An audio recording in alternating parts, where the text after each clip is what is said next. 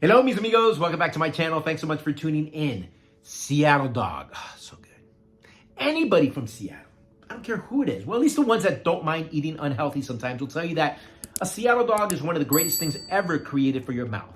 Now, if you don't know what a Seattle dog is, it's basically a hot dog and cream cheese. Maybe put some onions, some ketchup, and some mustard, and it's heaven on a bun. It's so good. If you make it out here, you need to give it a try. Now, the reason I bring up the Seattle dog is because there's a type of property that's growing in popularity and demand in the entire United States, especially here in Seattle and out on the east side, that I like to call the Seattle dog of real estate. Now, hear me out. So I'm going to call a single-family residential home or regular home the hot dog. And I'm going to call a condo cream cheese. And when you put them together in real estate, you get a townhome or a townhouse, right? That's basically what a townhome is, a combination between a condo and a single family residential home. And it's gaining in popularity because we have a problem, as you know, about affordability. So these are becoming very, very popular across the United States. Now, Realtor.com recently did a study. They went back to 2020 and they found out that townhomes, just townhomes, 4% of townhomes made up the entire inventory for active listings, 4%. Then they went to January 2025 and that number rose up to 5.4%. And then just last month, January 2026, that number rose to 5.9%. Has to do with affordability. You're seeing it maybe in your neighborhood. A lot of these corporations, companies, developers are tearing down single family residential homes and they're packing in 4 buildings or 4 townhomes. I like to call them IKEA homes. The newer townhomes to me look like IKEA, something you buy in an IKEA. But builders are noticing there's high demand for these. You know, there's less square footage for a lot of these, but they're more affordable for a lot of you guys that don't want to live in a condo. A lot of you guys don't want to pay $600, $700, $800 in HOA dues, maybe even more. And guys, here's one thing I got to say about HOAs. When you look at townhomes, don't discard it because you see an HOA. Because a lot of these HOAs are pretty reasonable. I mean, they're not expensive, maybe $35 a month. And in fact, I think this one that I sold in Redmond Ridge, this one was $200, something like that. They did everything. So a lot of you guys don't want to deal with single family residential home, that don't want to cut grass and do all the maintenance to a home. $200 a month and you do everything? I think that's pretty good. I don't think that's bad at all. Okay? And in fact, developers, like I said, builders are seeing such a demand for this that there has been an increase by as much as 3.9% the amount of permits issued for 2 to 4 unit buildings, like a duplex, right? So there's a demand there. The buyers are trying to fill that gap right there. And in fact, let me go back. Realtor.com also came out and they looked at their data, historical data. They found that townhomes had the largest share of for sale homes on the market in their data history. Okay, and I'm going to show you right now what it looks like in our area, King County, Seattle, and out on the east side. It's amazing. Right? And you're going to see the trends, same trends that we've seen. You know, I show you every month the housing market in our area. You're going to see the same little trend. Now, I'm going to tell you, and I'm going to tell you in a short bit, there's a type of townhome I don't like. And I'm sorry if you're trying to sell it. It's just not me. Maybe you like it, but I'll explain in just a short bit. Hey, quickly, before I continue, greatly appreciate you subscribing and liking my channel. Maybe turn on notifications, right?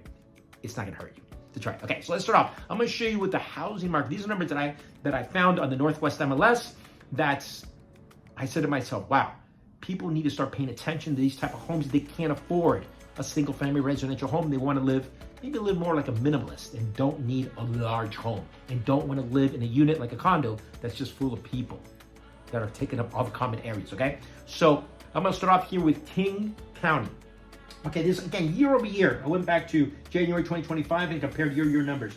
The median sales price for a townhome in January 2025, $785,000, an increase year over year by as much as 7%. Now, if you follow my channel, you've been seeing what I bring you every month, the single family residential market, the condo market. We're seeing the same trends. In 2025, we saw softening of prices, right? The median sales price. But because buyers are kind of like, I don't know what's going to happen in the future. We saw inventory continue to rise. In fact, we saw 27 consecutive months of year-over-year increase in inventory. 27 straight months. That's amazing. And that also increased the amount of days on market, which I'll touch in a second. Okay, so the median sales price, like I said, townhome is the birth child of a condo and a single-family residential home. The condo, single-family, the condo market, the median sales price in King County last month was $515,000, right below this, right? The single-family residential home, $860,000. So the townhome's right in the middle. Guys, if you're gonna pay $35, maybe $200 a month for other people to do your stuff, cut the grass, maintenance, maybe there's a tennis court, maybe there's a pool, think about it. Amount of units sold, 161, a decrease by as much as 7%, but again, that's seasonal. Just like you see in single-family residential homes and condo, it's seasonal, so we saw a drop. It's going to be interesting to see. Obviously, that's going to get a lot better as we get closer now to the spring market. And days on market, like I just mentioned a short while ago, days on market, 81 freaking days, guys. 81, increase 62%. 81 buyers, please, what more do you want? It's not the same price as single-family residential home. 81 days, oh, hell yeah. I'm going to tell the seller, you've been on the market 75 days, 81 days. You know what? I'm going to ask for you to drop the price.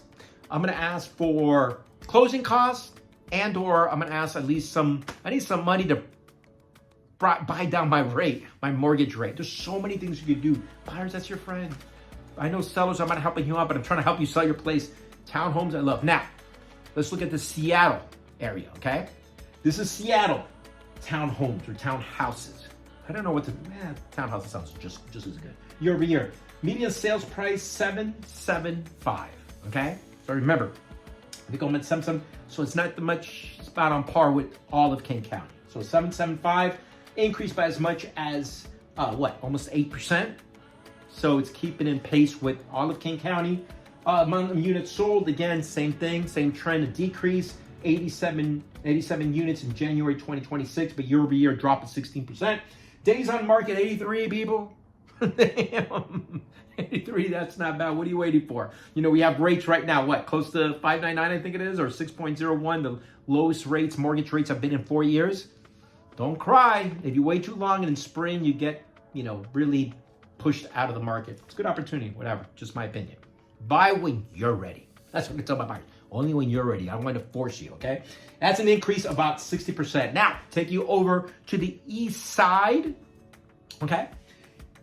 Of course, it's going to be more expensive. And again, when you look at condos on the east side and single-family residential home, this one squeezes townhomes right in the middle. A decrease, unlike what we saw in I guess, King County in general and in Seattle. This was actually decreased by as much as 12%. Amount of units sold, 45, an increase by as much as 22%. I would say the east side market's always a little bit different, right?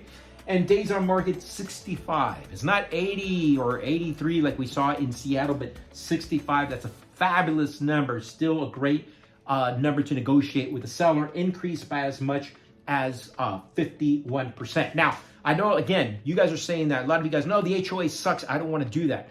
Guys, a lot of HOAs, a lot of you guys want so many things. You want a tennis court, you want a golf course, you want a gym, you want a clubhouse and everything for $100. A lot of you guys cry. What do you want? You get what you pay for. But a lot of these areas have an HOA just for general maintenance. A lot of your brokers, ask your brokers, a lot of these HOAs, they don't want, the community the community board or the HOA board is made up of the people in the community. And a lot of them don't want to raise the HOA too much, but pay attention to that. If you don't want to raise it, you want to make sure that the reserve study, the funds there's sufficient or enough to pay for things. So that's one thing. That's another video to go over. But a lot of them don't buggy. They just want to collect money just to, fix the landscape. And so guys, do not disregard this market. And again, here's another tip, that when you're looking for homes, remember, anything that has an HOA is considered also a condo per se. So if you go into Redfin or Zillow, wherever you look for homes, or julianhomes.co.co, you're looking for a home, click on condos and you're gonna find townhomes. Or you find residential, you're gonna find a townhome. Here's a little trick. What a lot of listing brokers do is that when they have a townhome, they double list the property. So if you have you're listing a condo, which I did for the one I showed you in Redmond Ridge, I double listed it. I put it in the category of residential for people who are just looking for residential, and I put it for condos, just in case people are only looking for condos. So that's what a lot of listing brokers will do. You're allowed to do that. So guys, it's a market that you should totally consider. And again, you might think to yourself, man, I got to share a wall with somebody. Obviously, the units that are at the end, we only share one wall, is going to be more expensive, okay? But even if you're in the middle for the more modern units, guys, construction material has modernized so much. Now, you go far back and the material is great. You don't hear those people, okay? And I think they're just great opportunities that I don't think you should disregard. Now, I told you at the top of the video that there's a type of townhome. You help me out with this. There's a type of townhome I don't like. Don't hate me if you have this type of townhome and you're trying to sell it, okay? This type of townhome I don't like. The ones, and I don't know why they do this. The ones you walk in and the kitchen's right there. You basically trip on the island, and you stick your head in the toaster. I don't like it. Or the the living room is right there. It's really small. You walk in and there is the stove. I don't like that. I don't know why they don't do it. Maybe you're a developer. You build these type of townhomes. You let me know. I don't know. Why don't they just put it on the second floor? You walk in, like you see a lot of these. You see maybe a third room or second room, and you have maybe the garage door. And you go to the second level. You see the kitchen, living room. I think those are beautiful. Then you go to the third level, and then you have the bedrooms. You let me know. What do you think? Do you like it? I don't. Maybe you do. Tell me why you like it. Why you like to open the door and right there you're cooking, you're frying eggs. I don't know. Let me know. Hope this helps, guys. Good luck out there. Be brave.